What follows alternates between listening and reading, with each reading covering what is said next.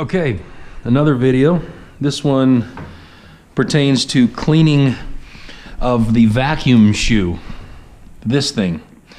Now that's going to be found, this vacuum shoe will be found on any extractor, whether it be a prowler or a stallion. I'm talking about this portion right here. If it seems that your carpets aren't drying very quickly or as quickly as they used to,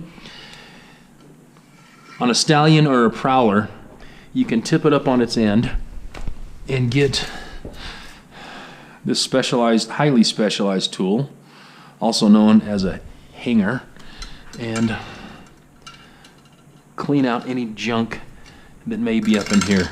And there's a good possibility, if your machine, and this one is actually in good shape, there's a good possibility if you find that your vacuum on your extractor is not working as it used to, that there's going to be a lot of lint and buildup in here. So that's an easy one to work on. You just tip it back, get a flashlight and shine up in there, and you can see what's going on if it needs to have the treatment of the special tool here. But we're going to focus on this type of a machine, the bigger ones that you can't just flip up on its end. How to check the shoe on this. Okay, so what we're going to do is, the only way you're going to be able to check the vacuum shoe on this type of extractor where you can't flip it back is you're going to have to move it out to the edge of a step or the edge of a dock. And the way I recommend doing this is, first, don't turn it on. As Clayton turns it on.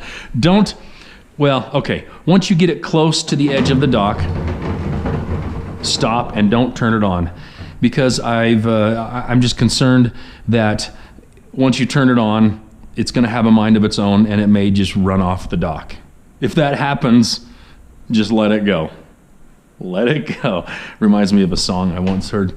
Anyway, so what we're going to do is we're going to get it out to the edge of the dock, and there's always going to be someone behind the machine at all times as we're checking the shoe. I know you guys don't have a lifting table. We do. That's why I mentioned the edge of the stair or a dock. Would you lift it up, Clayton? So we're going to lift it up. We're going to pretend that that is your step or your dock. And we're going to get it right out to the edge. Hey, Clayton, would you mind grabbing that flashlight that's in the drawer? So we're going to get right out to the edge of the step or the dock. And your buddy is going to stand here the whole time you're doing this and hold it, as not to let it run off.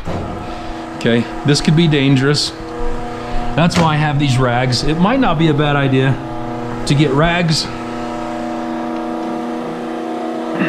or something similar, but I think a rolled up rag would do a sufficient job. Put it under the tires as a little extra safety precaution, as not to let your machine roll off the dock. Okay, so what we're going to do, wherever my hanger is, well, you saw my hanger, is we're going to look under here. Okay, that's what the underside of your machine looks like. Clean jets, very good. Fairly clean brush.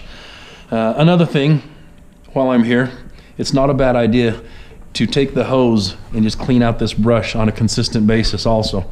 Maybe once a week, wouldn't hurt anything. Maybe even more frequent. So hopefully, and I wouldn't recommend climbing under here like this. This is kind of extreme, but I wanted to shine the flashlight up in here and show you what, and hopefully you can see this, and show you what a clean vacuum shoe looks like. So just imagine that Clayton is standing on the table and holding that machine so it won't run off the dock.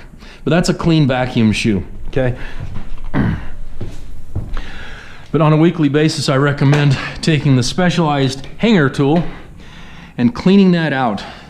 I dare say that a lot of you will probably find a lot of old, damp, nasty lint that's up in there that's not letting your vacuum shoe perform to the best of its ability.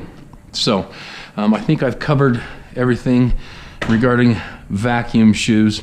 If you have any other problems with your vacuuming performance, call us at the shop and let us know. But that's something, cleaning out of the two different types of shoes, that can be done on a regular basis.